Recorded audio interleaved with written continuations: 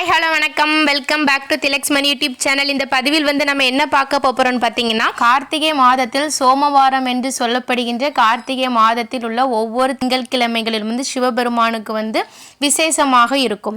இருப்பினும் சோமவாரத்தில் கடன் தீர்க்கக்கூடிய சங்காபிஷேகம் செய்வதன் சிறப்பு அம்சம் மற்றும் நாம் சங்காபிஷேகம் செய்வதை பார்ப்பதால் நமக்கு கிடைக்கும் பலன்கள் பற்றி தான் இந்த பதிவில் நம்ம பார்க்க போகிறோம். அதனால யாரும் வீடியோவை ஸ்கிப் பண்ணாம எல்லாருமே கடைசி வரைக்கும் பாருங்கள். இப்போ தான் நம்மளுடைய திலக்ஸ் மணி யூடியூப் சேனலை ஃபர்ஸ்ட் டைம் பார்க்குறீங்கன்னா கண்டிப்பாக சப்ஸ்கிரைப் பண்ணிட்டு பாருங்க. வாங்க இப்போ நம்ம வீடியோக்குள்ளே போகலாம். சிவபெருமானை வழிபாடு செய்வதற்கு உகந்த நாள்னு பார்த்தீங்கன்னா சோமவார நாட்கள் ரொம்ப ரொம்ப விசேஷமான நாட்கள். இந்த நாட்களில் சில சிவன் ஆலயங்களில் சங்காபிஷேகம் செய்வார்கள். சங்கு செல்வத்தின் அடையாளம். நவக்கிரகங்களில் சந்திரன் மனோகரன் என்று அழைக்கப்படுகிறார். இவரே மனிதர்களின் மனதில் எழும் எண்ணங்களை நிர்ணயம் செய்பவராக இருக்கிறார். இந்த சந்திரனை சிவபெருமான் தலையில் சூடியுள்ளார். எல்லாருமே பார்த்திருப்பீங்க. சந்திரனுக்கு சோமன் என்ற பெயரும் உண்டு. இதனால் சிவபெருமான் சோமசுந்தரர், சோமசேகரன் என்ற பெயர்களாலும் அழைக்கப்படுகிறார். அதாவது பார்த்தீங்கன்னா, மனக்குழப்பம் நீங்கி தெளிவு பெற திங்கட்கிழமைகளில் சிவ வழிபாடு செய்வது மிக மிக சிறப்பான பலன்களை நமக்கு கொடுக்கும். அதுவும் இந்த சோமவார விரதம் வருடம் முழுவதும், அதாவது ஒவ்வொரு திங்கட்கிழமைகளிலும் கடைபிடிக்க வேண்டிய ஒன்று. ஆனால் கார்த்திகை மாதத்தில் வரக்கூடிய சோமவாரங்களுக்கு தனி சிறப்பு உண்டுன்னே சொல்லலாம். கார்த்திகை முதல் நாளே சோமவார நாளாதான் பிறக்கிறது. அதாவது பார்த்தீங்கன்னா, கார்த்திகை 1 நவம்பர் 17 திங்கட்கிழமை தான் கார்த்திகை 1 பிறக்கிறது. அந்நாளே நமக்கு சோமவார நாள் தான். அதுவும் அன்னைக்கு பிரதோஷம் சேர்ந்து வருகிறது. அப்போ அந்த நாள் சிவபெருமான வழிபாடு செய்வதற்கு ரொம்ப ரொம்ப விசேஷமான நாள்.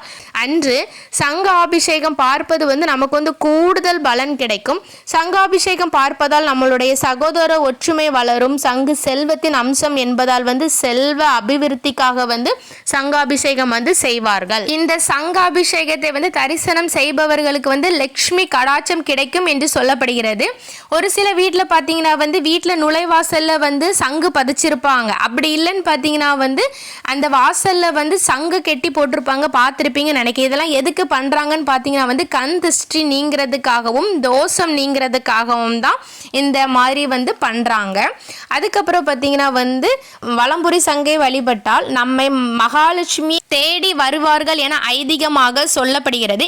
கார்த்திகை மாதத்தில் வரக்கூடிய ஒவ்வொரு திங்கட்கிழமைகளிலும் சிவ ஆலயங்களில் சங்காபிஷேகம் நடைபெறும். இந்த சங்காபிஷேகத்திற்கு நீங்க பால் வாங்கி கொண்டு கொடுத்தாலும் ரொம்பவே சிறப்பு. இந்த சங்காபிஷேகத்தை நீங்க கண்டிப்பா கலந்து கொள்ளுங்கள், தவற விட்டுறாதீங்க. என்னைக்காவது ஒரு நாளாவது நீங்க கண்டிப்பா பாருங்க. உங்க வீட்டு பக்கத்தில் உள்ள சிவ ஆலயத்தில் கேளுங்கள், சங்காபிஷேகம் எப்ப நடைபெறும் சொல்லிட்டு கேட்டுட்டு அந்த நேரத்தில் சென்று கூட நீங்க சிவபெருமானை வழிபாடு செய்யலாம். அன்னைக்கு முழுவதும் நீங்க அசைவம் சேர்க்காமல் விரதம் இருந்து சிவபெருமானை வழிபாடு செய்வது இன்னும் சிறப்பு நமக்கு கிடைக்கும். அன்று பூஜை அறையில் விளக்கேற்றி சிவபெருமானுடைய பாடல்கள் பாராயம் பண்ணலாம். ஓம் நமச்சிவாய, ஓம் நமச்சிவாய, ஓம் நமச்சிவாயங்கிற சிவபெருமானுடைய மந்திரத்தை உச்சரித்து கொண்டே இருங்கள். முடிந்தவர்கள் காலையில் ஒரு 21 முறை எழுதுங்கள், மாலையில் ஒரு 21 முறை எழுதுங்கள். ரொம்ப ரொம்ப விசேஷமானது.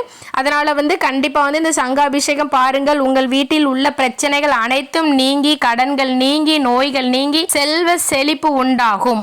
மேலும் பார்த்தீங்கன்னா, இந்த சோமவார நாட்களில் நீங்க சிட்டி விளக்கு, அதாவது மண் சிட்டி விளக்கு நீங்க தானம் செய்வது ரொம்ப ரொம்ப நல்லது. அதனால முடிஞ்சவங்க இந்த சோமவார நாட்களில் மண் சிட்டி தானம் செய்யுங்கள், ரொம்ப நல்லது. ஓகே ஃப்ரெண்ட்ஸ், இந்த வீடியோ உங்க எல்லாத்துக்கும் பிடிச்சிருக்கும்னு நினைக்கிறேன். கண்டிப்பா உங்க ஃப்ரெண்ட்ஸ் அண்ட் ஃபேமிலிக்கு ஷேர் பண்ணுங்க, சப்ஸ்கிரைப் பண்ணுங்க. அண்ட் தேங்க்யூ ஃபார் யுவர் வாட்சிங். உங்களுக்கும் உங்கள் குடும்பத்திற்கும் சிவபெருமானின் அருள் பரிபூரணமாக கிடைக்கட்டும். தேங்க்யூ ஃபார் யுவர் வாட்சிங். இனி அடுத்து இதே மாதிரி ஒரு நல்ல பதிவில் சந்திக்கலாம். நன்றி, வணக்கம்.